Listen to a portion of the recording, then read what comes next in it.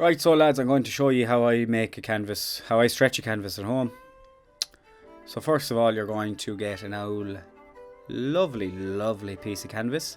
Cheapest you can buy, unprimed canvas, £5 a metre. Where'd you go wrong there?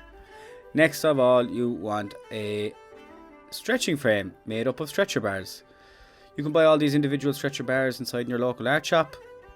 It's hard to get into a workshop now during lockdown, so you could be forgiven for buying. So now the old tools. So look, we've got the old scissors there.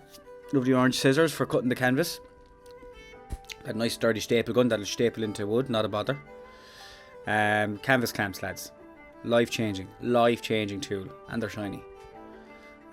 Staples for said staple gun. I think I got 6mm ones there. Cost me $2.99. Loads of them.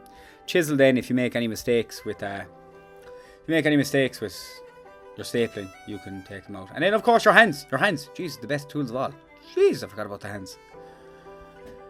So now this is my workshop at the moment, which is my kitchen table. So you lay out your canvas size. You make sure you've got it cut to size, and you want a couple of inches either side of your stretching frame so that you've got ample space to be putting it up and over and stretching in the whole shebang.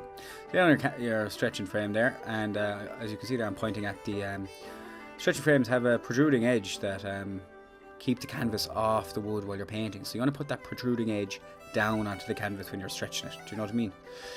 So then you're going to walk around the canvas and you're going to just make sure you got your ample enough space and amount of canvas on either side of the stretching frames. 2 to 3 inches, so that you're not going to run out of canvas at any point. Do you know? So you just make sure of all that then. And once you've got that, you're going to take out your staple gun, and I'm going to show you now how we're going to use the staple gun just for this little part. So you don't need the canvas clamps at all, just staple away, because we're just going to staple 4 individual spots around the canvas just to hold it in place. So you want to put a staple in the middle, in the center of each side of the stretching frame, and this just makes sure that everything's in place and it's held, and then you can start working. So you got one there, the long side, now the short side.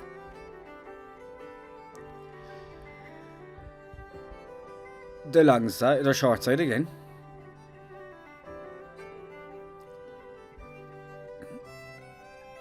And I'm having a little wrestle here with the tripod. I thought I was going to be able to get past it, but the belly wouldn't allow it, so I got a bit fucked and slowed down the video. But look, we're here onto the long side again, and you slap it one more time with a staple. So that's about the long and short of it. So now we're going to absolutely bait into it. So this is what you want the canvas clamps for. And you see there, I'm pointing at that. It's like a fulcrum that you can lay down onto the wood and push away from yourself, and it really gives you such a strong lever from which to stretch the canvas. So just bite onto the canvas with those clamps, and then use your fulcrum and push away from you. And you see how tight it gets there around the corner. It's just lovely. It's a lovely sight. The total value that's going on there is just something else. So now, I'm going to show you how I do it then. So you want to work out from that middle staple that you've done on all sides, right? Just because you don't get any ripples or creases and stuff like that, and you want to keep the stretching even and moving along nicely. So I go 3 staples on either side of that middle staple first of all, right? I'm going to show you how I do this now slowly. So there's one staple gone in. Second staple's coming along nice and slowly, for fuck's sake. And then third staple. There you go. Now we're going to move up to the top side of it, and we're going to do 3 more staples. You see that for some hand movement, like, I'm loving the signage. And so we got 1, 2,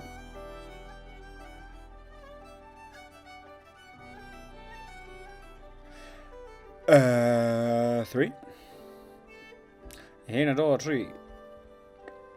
Right, so now that I've showed you that, now he's going to absolutely fly off. So he's going staple.